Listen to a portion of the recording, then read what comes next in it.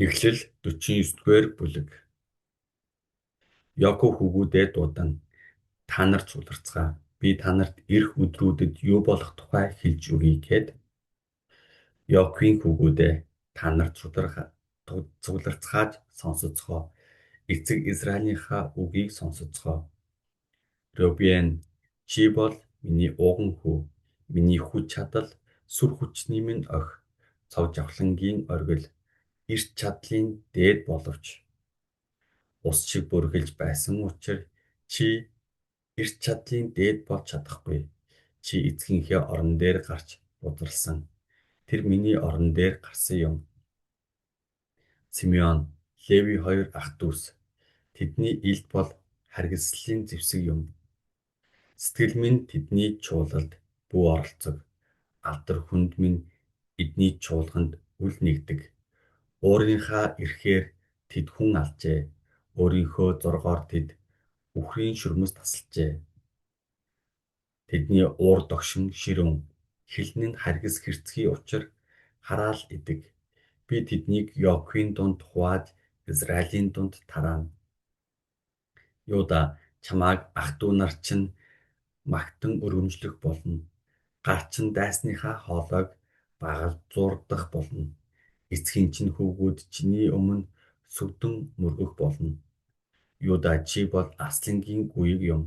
Хүү минь, чи барьсан олзоо орхин босов. Тэр миран аслан шиг гитнэ. Аслан болохынх нь хувьд тэр түүнийг босгохоор зүрхлэх. Хэн түүнийг босгохоор зүрхлэх вэ? Шилог эртэл хааны таяг Юдагаас салахгүй. Захирагчийн шидэм түүний хөлийн хорондоос салахгүй.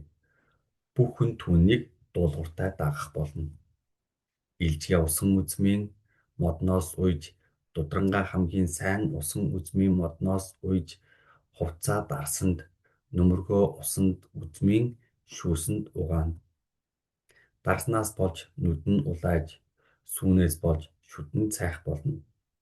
Зебулун далайн эрэгт амьдран сууж, усан онгоцны зогсоолтой болж, бас нутгийнх нь хил хязгаар Сидон хүртэл өргөжинэ.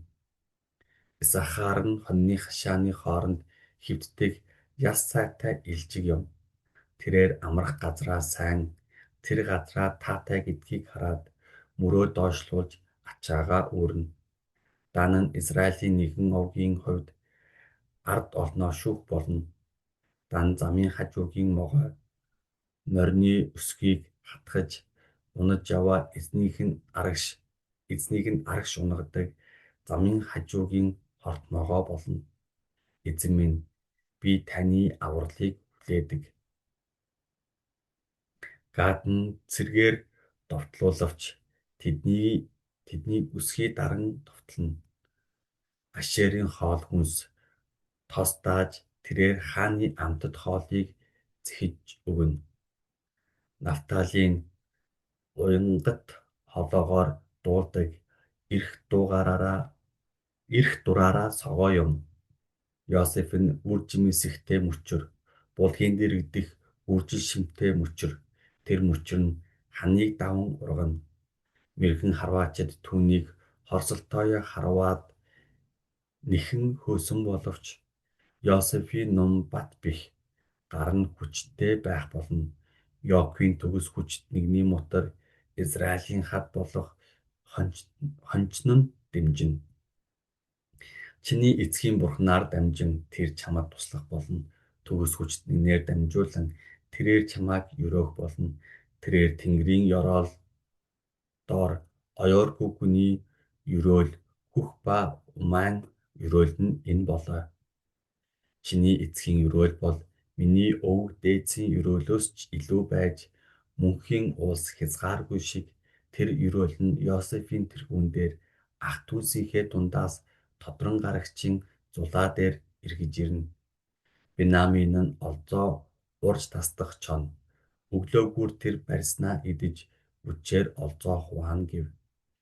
Эдгээр нь Израилийн 12 овог болжээ. Энэ бол тэднийг өрөөхдөө эцгийнх нь хэлсэн үг юм.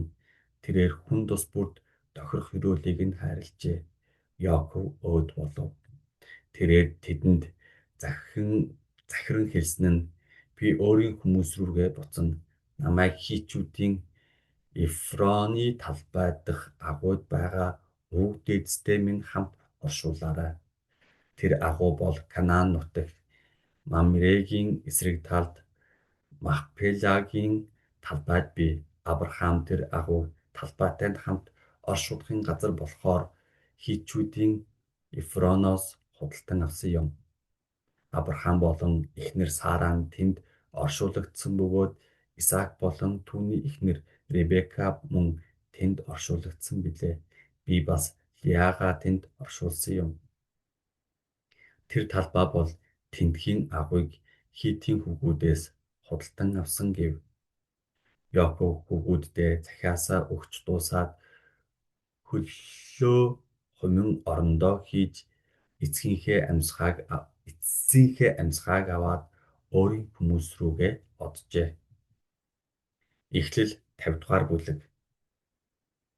Йосеф фараонд очоод миний эцэг болон ах нар маань мал сүрэг хамаг хөрөнгөө авч Канаанаас хурч ирээд одоо Гошент нутагт байна гэд.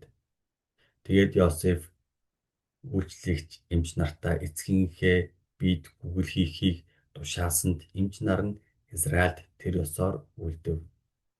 Түүний бүтэн 40 хоногийн турш хийв. Энэ нь гүглийг хийж дуусгахад шаардлагатай хугацаа юм. Египтчүүд түүний хойноос 70 хоног гашууджээ. Гашуудлын хугацаа өнгөрмөгц фараоны ордных нь хандаж Йосеф хэлсэн нь хэрэв би одоо та нарын нүдэнд тааллыг олсон бол та нар фараонд сонирдуулж өгнө үү? Эзэн минь надаар тангаглуулж хэлэхдээ харагтун үхэх цаг минь болдлоо. Канаан нутагт өөртөө ухаж бэлдсэн оршуулгын газарт минь намайг оршууллаарай гэсэн мэлээ. Тиймээс намайг явуулж эцгээ нутаглуулад эргэж ирэхийг минь болгооно гэв. Фараон эцэгтэй тангаралсан ёсоор чи яваад эцгээ нутаглуул гэв. Йосефийг эцгээ оршуулахаар явхад фараоны бүх түшмэл түүний ордны ахмадууд, Египтийн ахмадууд мөн Йосефийн бүх гэрийнхэн, түүний ах дүүнэр, түүний эцгийн гэр бүлийнхэн түүнтэй хамт явжээ. Зөвхөн тэдний хүүхэд багчууд болон мал сүрэг нь Гошенд үлджээ. Тэгээд тэр цэрэг морьтон бас Йосефийг дагалдсан ба асар том хуаран болов. Тэд Йордан голын нөгөө эрэг дээр Агадын үртэмдээр хурж ирэв. Тэд тэнд чанга дуугаар уйлалдан гүнээ эмгэнцгээв. Йосеф тэнд эцгийнхээ хойноос 7 хоногийн турш гашууджээ. Тэнд оршин суугч Канаанчууд Гадаадын үртэмдээр болсон гашуудлыг хараад Египтчүүдийн маш том гашуудал болж байна хэмээн ярилцгаав. Тийм учраас Йордан голын нөгөө эргийн тэр газрыг Абель Мицрайм гэж нэрлэх болжээ. Яаковын хүүгүүд эцгийнхээ тушаасан ёсоор бүгдийг гүйцэлдүүлэв. Яаковын хүүгүүд эцгээ Канаан нутагт авчраад Мамрегийн өмнө орших Махпелагийн талбай дахь агуйд оршуулав. Тэр газрыг Авраам Хит хүн Ефроноос талбайтай хамт худалдаж аваад оршуулгын газар болгосон байв. Йосеф эцгээ оршуулах ах дүү нарт болон эцгийг нь оршуулахад хамт явсан бүгд бүх хүний хамт Египтэд буцаж ирээд Йосефийн ах дүү нар эцгийнхээ өөд болсны дараа хэрэв Йосеф бидний эсрэг өс санаж өөрт нь бидний хийсэн бүх гим хорыг бидэнд эргүүлж хийх гэвэл яах вэ хэмээн ярилцгаав. Тэгээд Йосефт хэл дамжуулан эцэг чинь өөд болохынхоо өмнө ах нар чинь чамд гим хор хийсэн боловч тэдний гимт үйлдэл болон нүглийг нь чи одоо уучлаарай гэж та нар Йосефт хэл гэсэн учир та эцгийнхээ Бурхны зарц бидний гимт үйлдлийг одоо уучлана уу гэж хэлсэнд тэдний үгийг сонсоод Йосеф уйлав. Тэгээд ахнаар нь явж түүний өмнө очиж сүгдэн харагтун бид бол таны зарснаар гэсэнд Йосеф тэдэнд битгий айцгаа би Бурхныг орлож яахан болох билээ. Та нар намайг хорлох гэсэн боловч Бурхан өнөөдрийн шиг үе олон хүний амийг аврахын төлөө түүнийг сайнаар эргүүлсэн юм. Та нар одоо битгий ай би та нарыг болон хүүхдүүдийг чинь тэтгэн гэж хэлээд тэдний сэтгэл зүрхийг тайвшруулан ярьжээ. Йосеф эцгийнхээ гэр бүлийнхэнтэй хамт Египтэд амьдран сув. Тэрээр 110 насалж Ефраимийн хөвгүүдийн 3 үеийг үтсэн бөгөөд Манасагийн хүү Ахирийн хөвгүүд ч Йосефийн өвөр дээр өсжээ. Йосеф ах トゥ нартаа би өхөвч Бурхан та нарт туслахаар хурц ирж та нарыг энэ газраас дагуулan гаргаад Авраам, Исаак, Яаковт тангаралсан тэр газарт аваачна гэд. Йосеф бас Израилийн хүүгүүдээр тангаргалуулан Бурхан та нарт туслахаар заавал ирэх бөгөөд та нар ясыг минь эндээс авч яваарай гэж хэлэв. Тэгээд Йосефийг 110 наснда өгсөнд түүний биед гүгэл хийгээд Египтэд авсанд хийжээ. Амен.